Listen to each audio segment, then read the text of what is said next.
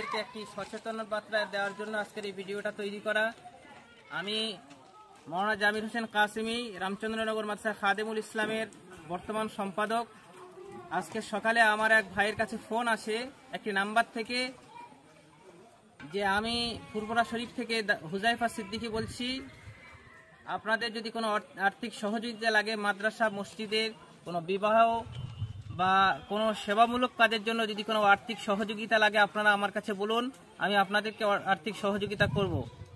এই ভাঙতাবাজি ইতিপূর্বে আমার সঙ্গে করা হয়েছিল অন্য একটা নাম্বার দিয়ে, একই নাম বলা হয়েছিল হুজাইফা সিদ্দিকী। উনি বলবেন যে আমি বর্তমানে এখন হায়দ্রাবাদে রয়েছি বা আসাদুদ্দিন ওবেসি সাহেবের সঙ্গে সেখানে রয়েছি আমি, ওই জন্য আমি আপনার সঙ্গে ঠিকভাবে কথা বলতে পারছি না। আপনাদের যদি কিছু নেওয়া থাকে 12 মাসের, না একবারেই নেবেন টাকা, না 12 মাসেই নেবেন, এককালীন কত টাকা নিতে চান, এইরকমভাবে উনি কথা বলে কিছু একটা আপনাদেরকে আর্থিক কথা বলবে যে এত টাকা আপনারা আমার এই অ্যাকাউন্টে পাঠালেই তারপরে আমি আপনাদেরকে টাকাটা পাঠাবো।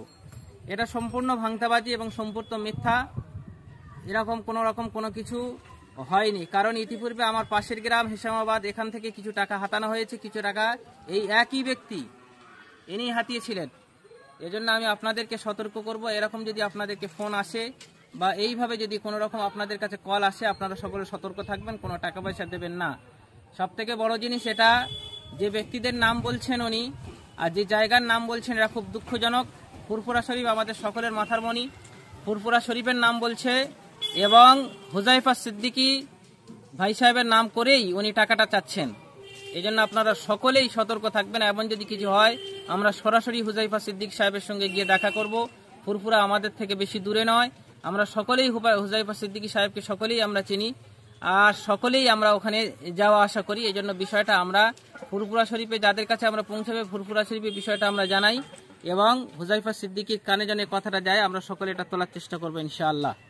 আর আমরা এটা থেকে নিয়ে সকলেই সতর্ক থাকবো ইনশাআল্লাহ। আল্লাহ হাফিজ।